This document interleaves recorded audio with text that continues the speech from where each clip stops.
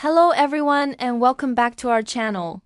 Today I have a truly special and inspirational story for you. One that I believe will touch your heart and offer a powerful lesson about life, kindness, and seeing beyond appearances. This is story number 429 in our English learning series, and it's called The Man with the Scar. So, get comfortable and let's dive into this beautiful tale. Once in a small quiet town lived a man named Arthur. Arthur was a kind and gentle soul, a skilled carpenter who could craft beautiful things from wood. But there was one thing about Arthur that made many people in the town uneasy. He had a long, jagged scar that ran down the left side of his face, from his temple to his chin.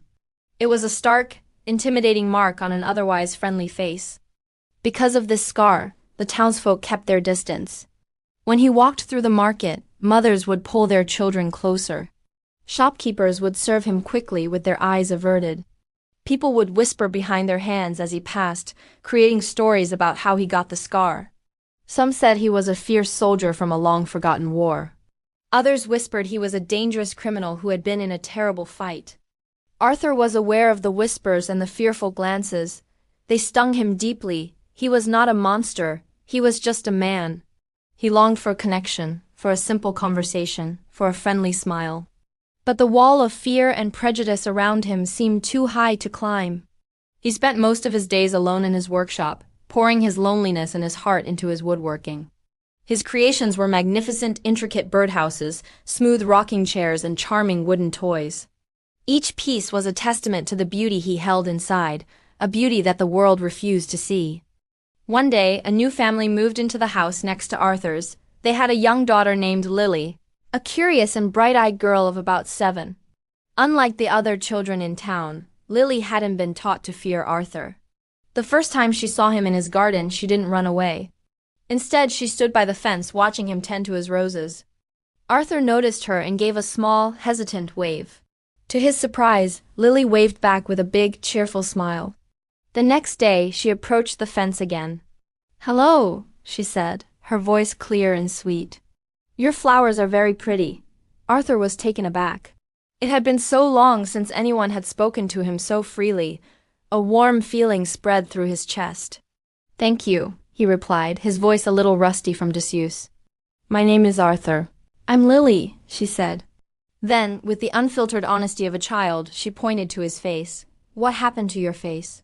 Arthur froze. This was the question he had always dreaded. He expected her to be scared, to recoil like everyone else. He took a deep breath, preparing for her reaction. He decided to tell her the simple truth. "It's a scar, Lily. I got it a long time ago." Lily tilted her head, her brow furrowed in thought. She didn't look scared at all. She just looked curious. "Does it hurt?" she asked softly. Tears welled in Arthur's eyes. No one had ever asked him that. They had only ever judged the mark, not the man behind it. "Not anymore," he managed to say. "But it used to." From that day on, a beautiful friendship blossomed between the old carpenter and the little girl. Lily would visit him every afternoon after school. She wasn't afraid of his scar. She saw past it. She saw Arthur. She'd sit in his workshop, watching him work his magic with wood, asking endless questions. He told her stories, taught her how to sand a piece of wood until it was smooth as silk, and even carved a little wooden bird for her, which she treasured. With Lily's friendship, a change began to happen in Arthur. He started to smile more. He held his head a little higher when he walked through town. Lily would often hold his hand, her small fingers wrapped around his, and her presence was like a shield against the whispers and stares. The townsfolk were astonished. They saw this feared man, this supposed monster, being gentle and kind with a little child.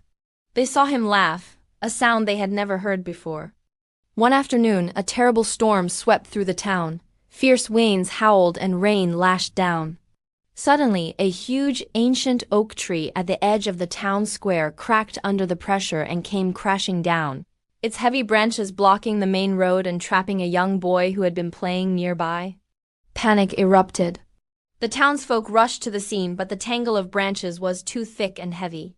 The boy was crying, pinned, and terrified. They tried to pull the branches away, but they wouldn't budge. They didn't know what to do. Just then, Arthur arrived, carrying his largest axe and saw. Without a word, he assessed the situation. He saw the precise points where the branches were weakest, the key spots to cut to relieve the pressure without causing a further collapse. While others had been panicking, his carpenter's mind saw a puzzle to be solved. He worked with a speed and precision that left everyone breathless. The axe swung with expert force, and the saw cut through thick limbs with practiced ease. He was strong, focused, and fearless. He wasn't the clumsy, shy man they thought they knew. He was a master of his craft, using his skills to save a life. Slowly, carefully, he cleared an opening. He reached in and gently lifted the crying boy, passing him to his grateful mother. A cheer went up from the crowd. They looked at Arthur not with fear, but with awe and gratitude. Later that evening, as Arthur was cleaning his tools, the town's mayor and several other people came to his workshop. "Arthur," the mayor said, his voice filled with respect. "We came to thank you. You were incredible today. You saved that boy's life." One of the women who had always whispered about him stepped forward. We've been wrong about you, Arthur," she said, her eyes full of remorse. "We judged you by your scar. We never took the time to know the man underneath. Can you ever forgive us?" Arthur looked at their faces, and for the first time he saw no fear, only regret and a genuine desire for connection. He gave them a small, genuine smile. "There is nothing to forgive," he said. "Today you didn't see my scar. You just saw me." Then, for the first time, he told them the story of his scar. He wasn't a soldier or a criminal. When he was a young man, a fire had broken out in his neighbor's house. He had rushed inside without hesitation to save their baby daughter, who was trapped in her crib. A falling burning beam had struck his face as he carried her to safety. He had saved her life, but the fire had left its permanent mark. The baby he had saved?